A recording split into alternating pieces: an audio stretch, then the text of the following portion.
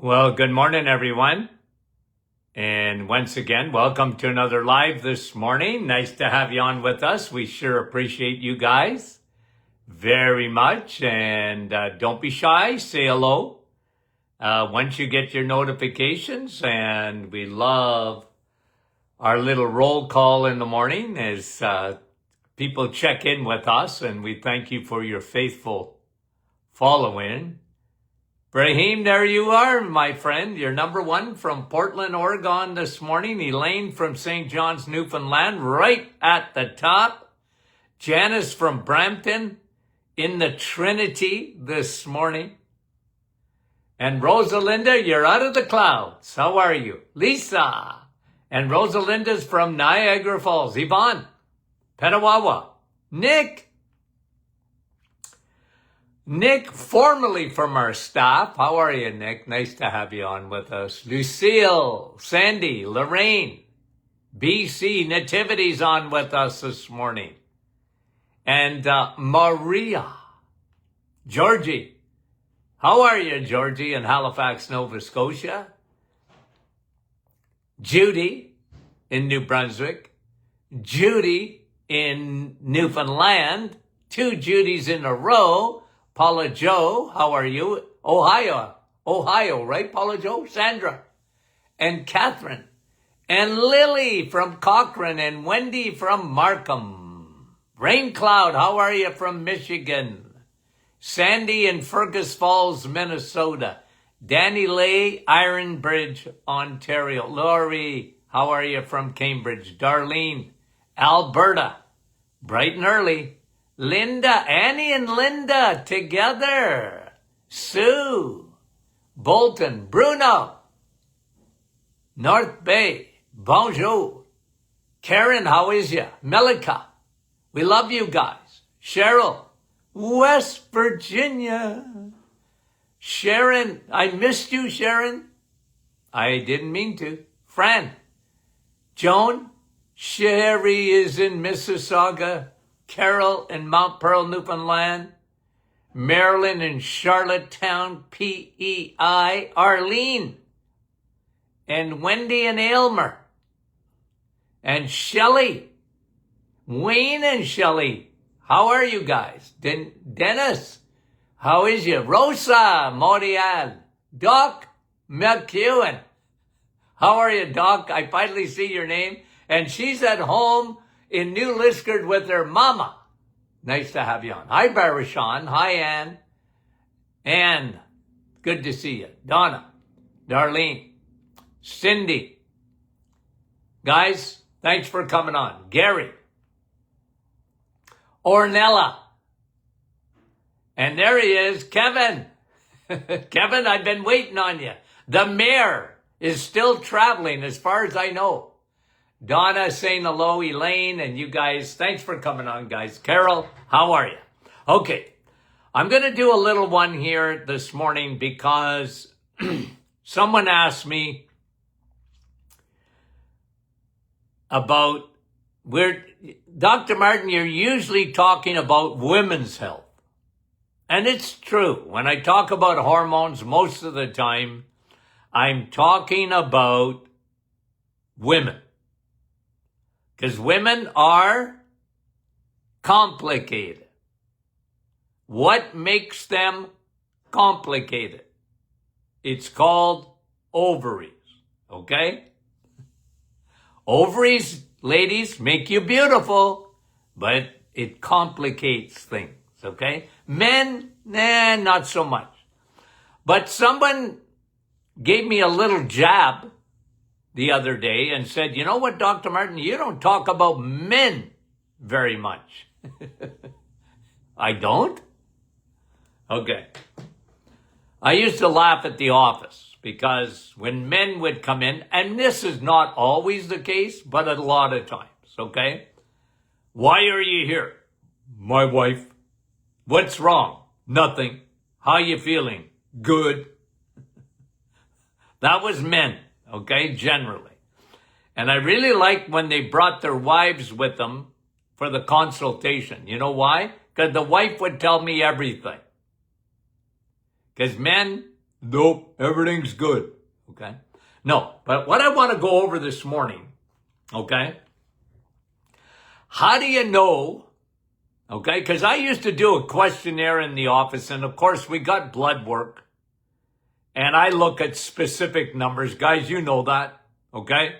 I did things differently in my office. I looked at things because I was looking primarily for metabolic syndrome, insulin resistance. And so when a man came into the office, first of all, he filled out a questionnaire, okay? And my flags would go off on the questionnaire when, because I asked these questions, okay? What's your energy like? Okay? 10 being high, 1 being low.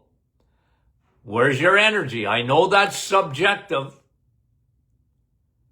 but I needed to know that. And like I say, men, they weren't always honest because everything was good. They felt good. They might not have felt good, but they didn't want no doctor prodding them. Okay? But anyway, I asked energy. What's your energy levels like? Because guys, at the end of the day, okay? And ladies, if you want, take notes. Because I'm going to give you indicators that your hubby, okay? He isn't doing as well as he might think he is.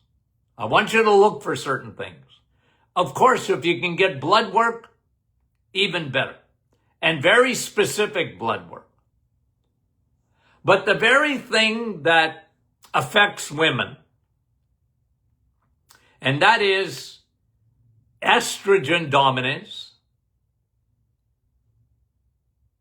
2 hormones, estrogen dominance and insulin, okay?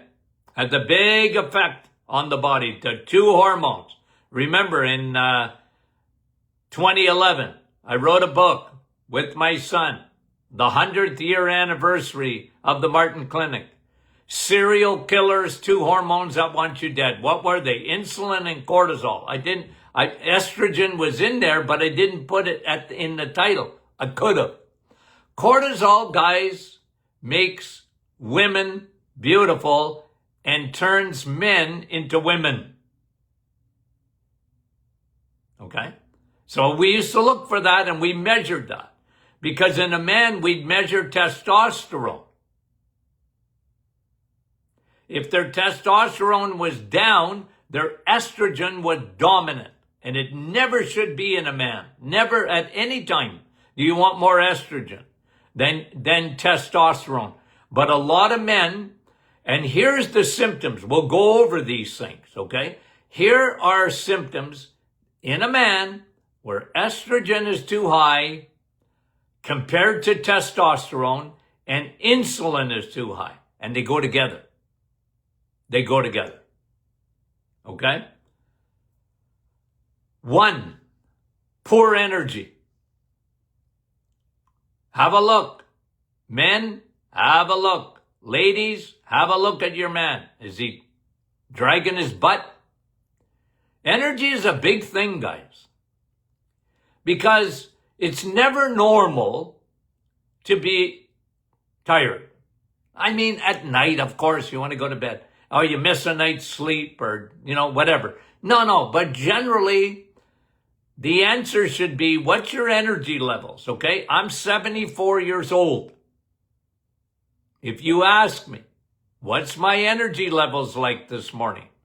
Just about 10 out of 10. Just about. Now, I got a shorter wick. You know what I mean by that? Like, I got a shorter battery life than I used to have. Okay? Like, I'm not firing on all cylinders as compared to when I was a 30-year-old man. Okay? I'm not.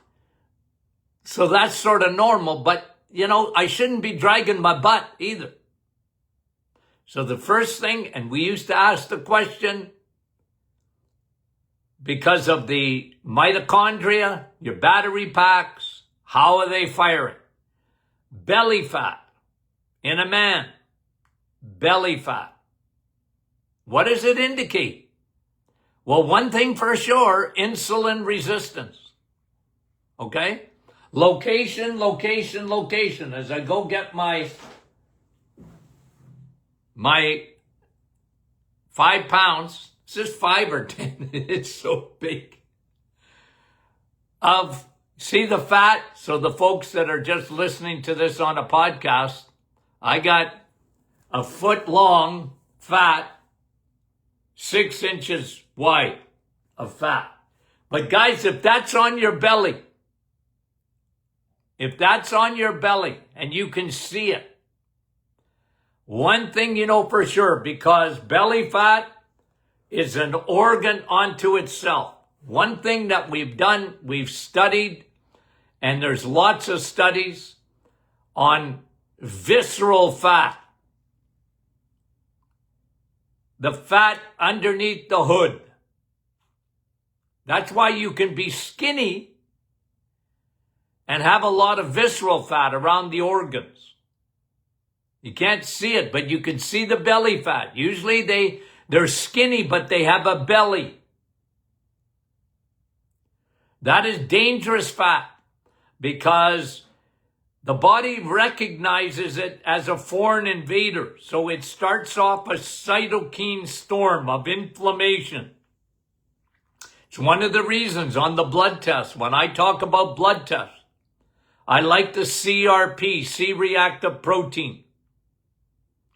Because if that's elevated, silent, inflammation doesn't, I'm not even talking pain here. I'm talking silent inflammation. The body sees that fat, and usually with belly fat. Okay, so if you see belly fat, men, there's a good chance you have another silent condition going on. It's silent because you don't know it. And you know what that is? Fatty liver. Fatty liver. Because that same fat that you can see in the belly, there's usually means you got a lot of fat packed in to the Costco parking lot, your liver. Right? Dangerous, guys. Dangerous. Because when you're packing fat, men, you're packing fat into the liver, you're elevating your triglycerides and you're lowering your HDL. Now, liver gets involved in heart disease. Liver gets involved in the brain. Okay? So belly fat, low energy, belly fat. They're red flags, guys. And sometimes, ladies, you're gotta be the one. Okay? You gotta be the one that sort of flags them. Because men, like I say, not all men, I got a lot of good followers of men here. Okay? Lots. And you guys are educated. And you guys ask questions. But generally, the world out there, men, okay? Man boobs. Man boobs. Low testosterone, high estrogen. High estrogen. And remember, estrogen's a growth hormone. The perfect storm in cancer is high estrogen. Okay? High insulin. Low testosterone. Whenever estrogen is high in a man, it's a teeter-totter. If estrogen is high in a man, their testosterone will be low. It's as simple as that. It's teeter-totter effect. So look for man boobs, belly fat, low energy, brain fog. Okay? You know your better half, and he ain't better. Okay? You know that man in your life, ladies. He's got brain fog. He can't focus, can't concentrate. Okay? Sitting on the couch all the time. Okay? Again, confusion, repetition, just like, well, wait a minute, I forgot. Now, I'm a senior, so that's different. When you get to be a senior, you get a senior card. And I use that with great success. Oh, I forgot. Here's my senior card. Okay? And people let you off the hook. Okay? Men. Okay? Now we're going to get personal. Weak erections. Okay? You know what that is, huh? Yeah, that's a major sign. A major sign. Okay? Not only of hormones. Okay? Not only hormones. Estrogen's going up, testosterone's going down, insulin resistance is elevated, and we can measure all these things. We'll talk about the test in a minute. Okay? But you got problems in the bedroom, men. That's a sign. There's a huge connection between erections and heart disease. Because you're talking blood flow. You're talking nitric oxide. Guys, you know what nitric oxide is? It opens up your blood vessels. When I was in school in the 70s, we didn't even know there was such a thing as that molecule, nitric oxide. I'm not kidding you. We never studied it. It wasn't until the 80s. I remember the first time I read about nitric oxide, I said, you know what I said? And this is a true story. We are fearfully and wonderfully made. What a God! That's what I said. Because I didn't even know nitric oxide was a thing. And now you get the commercials on TV. Oh, this elevates nitric oxide. So you have a molecule within your blood vessels that we didn't know about that helps to open them for blood flow. And when you have low levels of nitric oxide, usually, and again, you can test this. Okay? Blood flow. Think about it for a minute. Okay? You need blood flow everywhere. You need it in your brain. And there's a real connection, again, between low blood flow in men. And it can happen to women, too. And their arousal. Okay? They don't get the nitric oxide. But guys, I'm telling you, this is a big trouble with men. And I should have invested. I always say I missed out on investing, okay, in the little blue pill, like Cialis or, okay. Now, can you imagine? Like, when I was in practice in my early years, nobody talked about that kind of stuff. And now, they got commercials in the baseball games, in between, on medication. But the key is nitric oxide. And when you're low in nitric oxide, almost invariably, men, two things happen. Two things are present. One, you're low in B12. And you only get B12 in steak. It's not in the plant kingdom. You're low in B12 and you're low in vitamin D. Both of those vitamins affect nitric oxide. Big time. And you know me, I talk about this. Nitric oxide, opening the blood vessels, is one of the biggest things that they've studied on pine bark extract and Navital. It increases blood supply everywhere because it's probably the number one thing that elevates, opens up the blood vessels. That and the sun. Isn't that amazing? The sun elevates nitric oxide.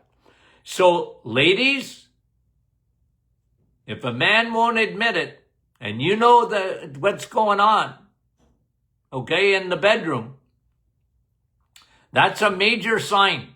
Take it seriously. Take it seriously. And like I said, we'll talk about all the tests. We'll get the testing done.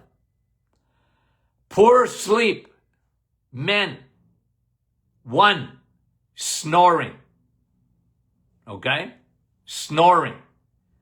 Remember and again, guys, I bring you back to my school days, okay?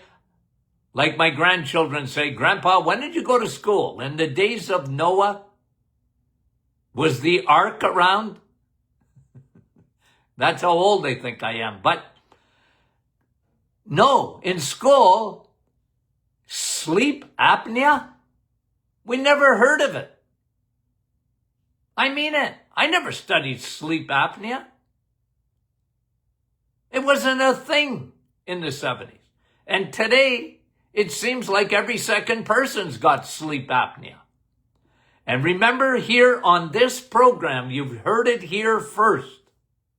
We talked about insulin resistance being the cause of sleep apnea. I know they talk about you're not getting enough oxygen up to the brain. You're not breathing in the middle of the night. And some people, 100 times, they're not breathing. They stop breathing. But, guys, why? Why? If you got sleep apnea, almost invariably, you got a few things going on. You have 100% insulin resistance. Number 2, usually it goes with weight gain. Now, that doesn't mean skinny people can't get sleep apnea, but they rarely do compared to people that are overweight. That's just a fact. Plus, the biggest thing in here, and again, you heard it here first, is fatty tongue. They get fatty tongue. Fatty tongue, sleep apnea. Insulin, guys, is a growth hormone, just like estrogen is. Makes things grow. Because insulin is a fat storage hormone. And guess where it stores your fat? In sleep apnea. Your tongue. Fatty tongue. Okay? Fatty tongue. This can lead, guys, poor sleep. Again, if you don't sleep or you get a poor sleep, if you have sleep apnea, you know what happens? You're much more susceptible to Alzheimer's. Why? The biggest reason is because you're not detoxing your brain. Your brain is headquarters. It needs a lot of energy. It takes 25% of all your food as taxes. It sends it up to headquarters, up into the brain. 25%. Doesn't matter what you eat. 25% goes to the brain to run the manufacturing plant up there. Whenever you have manufacturing, guys, you have waste. Okay? W-A-S-T-E. You get waste products. And that has to be cleared.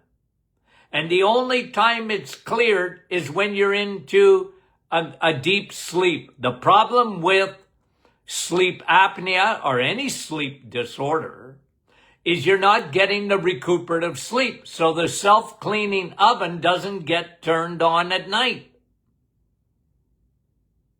Your glymphatic system, the brain's detox system, not working.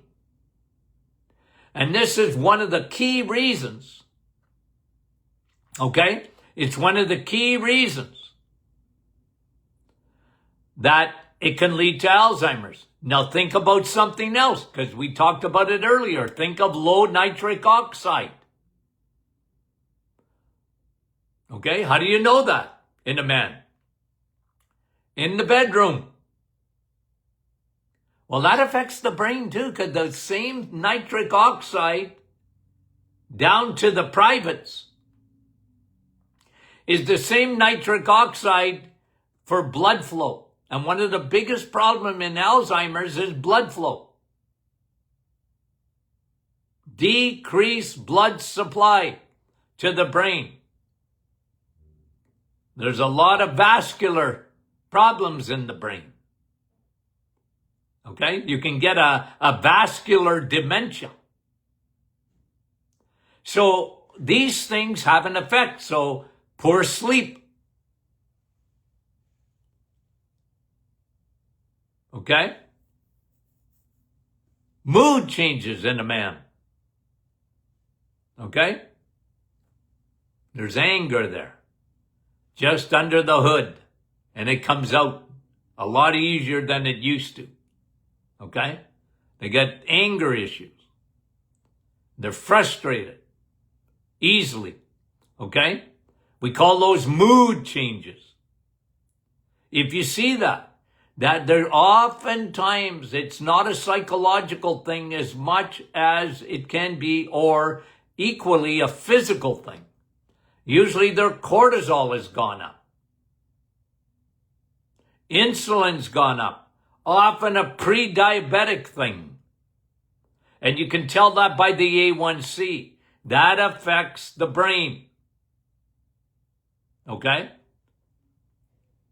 Usually there's underlying issues under the hood there. You can sort of pick them out. And again, you look at mood, you look at vitamins, okay? They have an effect on that, vitamin D, B12. I always talk about vitamin D and B12. Or the brain is shrinking. You don't know it. Not enough fat, DHA, in the brain. The brain shrinks. Shrivels up like a prune. Okay. So you got all those red flags in men. Okay? You got those red flags.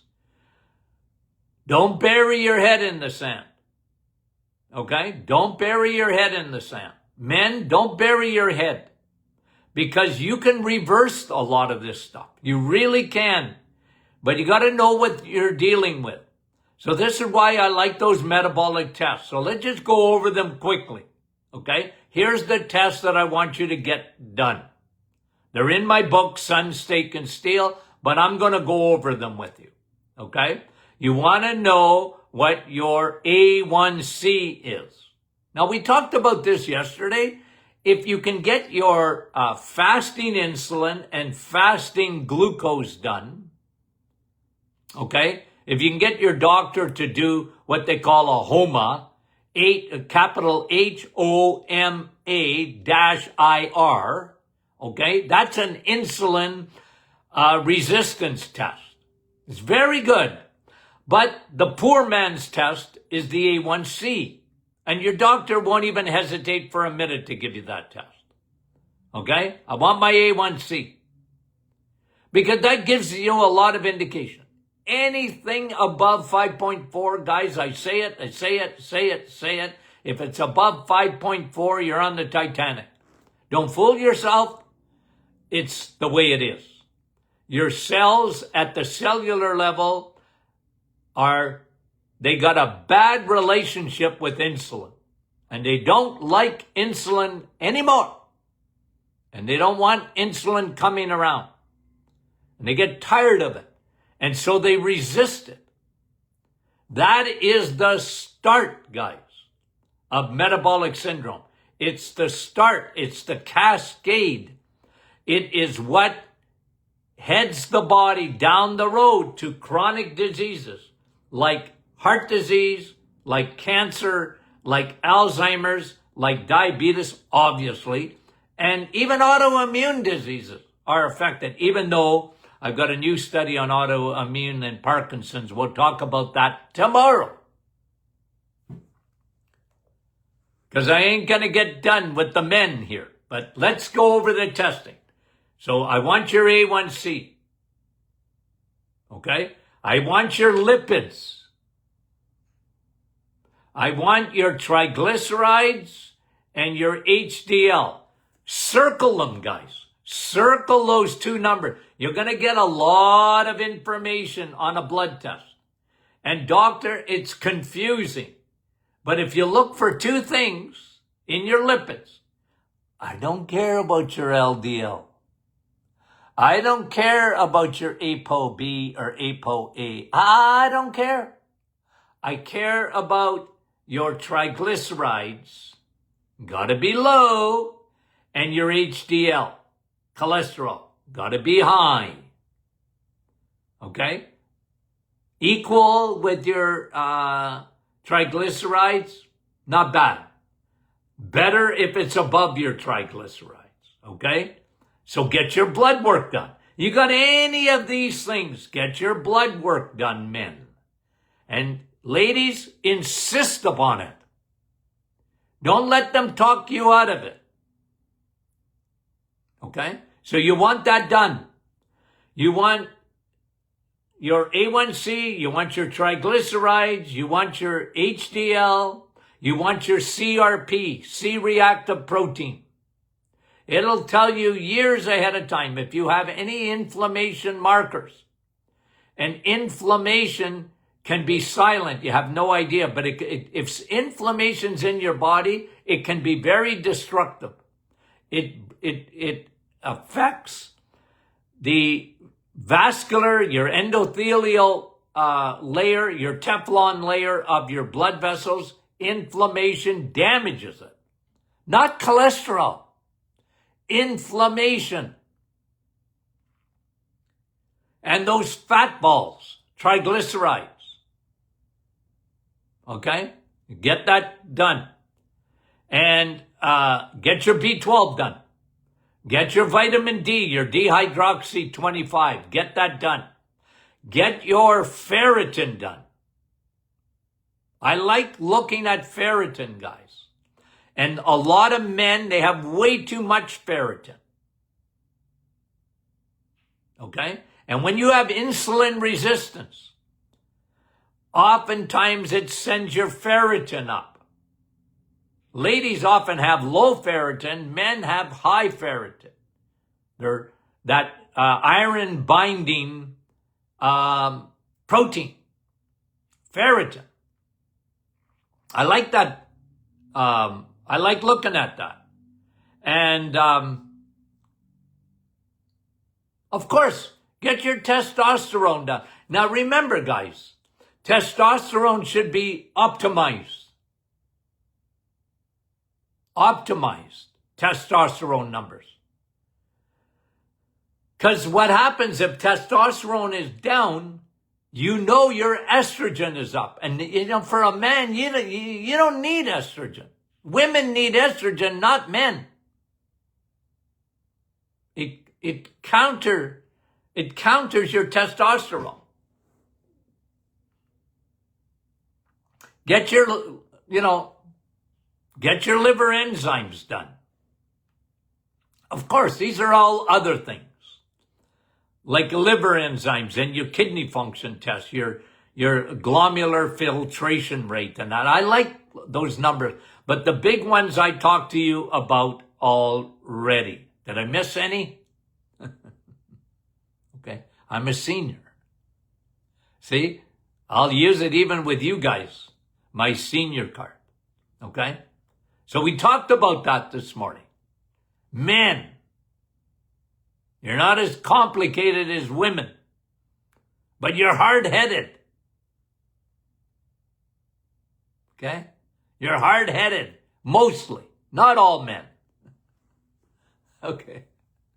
Okay, guys. Okay. Like I said, we got some studies, brand new studies out that I want to talk to you about. We'll try and do that tomorrow and Thursday. Okay? Friday is what? Q&A. Send your questions in. Okay? Send your questions in. Q&A. Okay. Guys, we love you dearly, sincerely, and every other way. Talk to you soon.